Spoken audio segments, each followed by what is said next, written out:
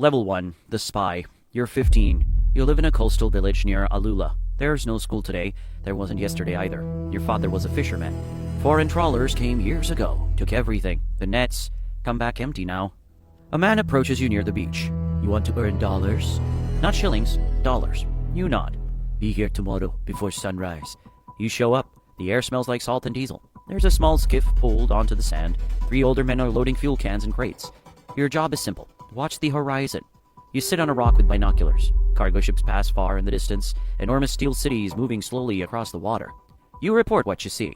Container ship, heading northeast, moving slow. That's it. You don't board anything. You don't carry a weapon. At sunset, one of the men hands you $50. More money than your family sees in weeks. Come back tomorrow. You do. For months, you're just eyes on the water. You learn ship types, tankers, bulk carriers, container vessels. You learn which ones ride low, heavy with cargo. You still don't know who runs the operation. You just know the money is real. You're a lookout now, the bottom rung. But you're inside. Level 2, the skiff crew. You're 18. One morning, the usual boat doesn't show up. Instead, a larger vessel waits offshore. A captured fishing trawler converted into something else. They call it a mothership. The leader points at you. You're coming. You climb aboard. Now you're not watching ships. You're chasing them. You sit on the edge of a skiff, engine roaring behind you. Salt spray hits your face. In your hands, an old AK-47. The target is a cargo ship moving too slowly. You approach from the stern. The ladders come out. Your heart pounds so hard you can hear it over the engine. You climb. No navy, no guards. Just a terrified villain crew. Within minutes, it's over. You've taken your first ship. The ransom negotiations begin. You guard the hostages, you patrol the deck at night, you sleep in shifts. Weeks pass. Finally, a helicopter drops waterproof containers full of cash. Millions of dollars. Your cut? $15,000. You've never seen that much money in your life. You build your mother a concrete house. You're not just a lookout anymore, you're a fighter. Level 3, the boarding leader. You boarded 9 ships. You never hesitated. You never panicked under gunfire. The commander notices. Next operation, you're in charge of the boarding team. You assign positions. 2 men on the ladder, one covering with the RPG, one guarding the skiff. You choose the angle of approach. The ocean isn't calm this time. Waves slam the hull. One wrong move and a man falls between steel and water. You time it perfectly. Boarding successful. No injuries. That matters. A failed boarding costs money. A dead pirate costs loyalty. You now get double shares of ransom. But more importantly, you give orders. And they listen. Level 4, the negotiator. You speak some English now. You learned it from satellite television and months guarding foreign crews. The investors bring you ashore. No more sleeping on steel decks. Now you sit in a house in Haradiri with a satellite phone. You call London. The shipping company pretends they don't know who you are. You describe the captain's watch, his wedding ring. The company understands. Negotiations begin at $10 million. They laugh. You wait. Weeks turn to months. Hostages must stay alive. Not comfortable, just alive. You finally settle at $4.2 million. The drop is clean, no Navy interference. You get 5%. Over $200,000. More than you ever imagined possible. You don't fire rifles anymore. You move numbers. You control patience. And patience makes more money than bullets. Level 5, the operational commander. You don't chase ships anymore. You choose them.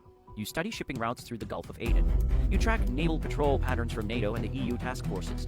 You decide launch windows. Monsoon season, dangerous. Armed security teams increasing. Shift further offshore. You coordinate 3 motherships at once. 25 men under you.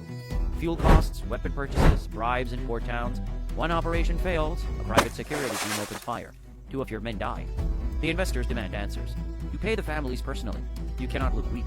The next month, you capture a Greek tanker worth $8 million in ransom.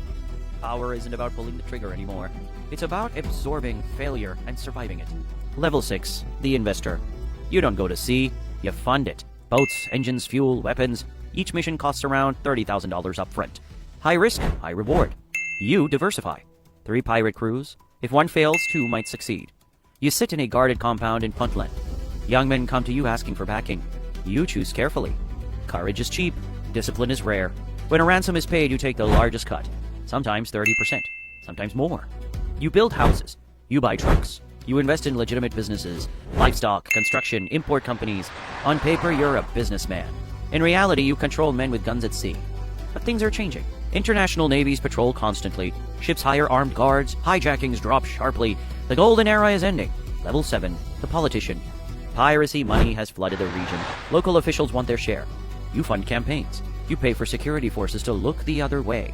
You mediate disputes between rival pirate groups. Too much fighting brings attention. Attention brings warships.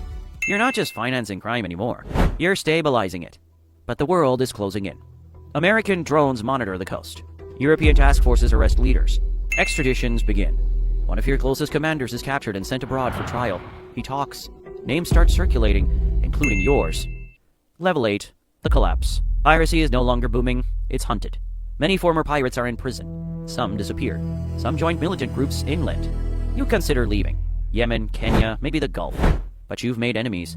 Rivals you outmaneuvered. Families of men who died under your command. One evening your convoy drives along a dark coastal road. Headlights appear behind you. Too fast. Gunfire erupts. Chaos. When it's over, the attackers are gone. So are you. No funeral announcement, no investigation, just rumors. Maybe it was a rival investor, maybe foreign intelligence, maybe someone you once trusted. It doesn't matter, because piracy was never a career. It was a wave, and waves always crash.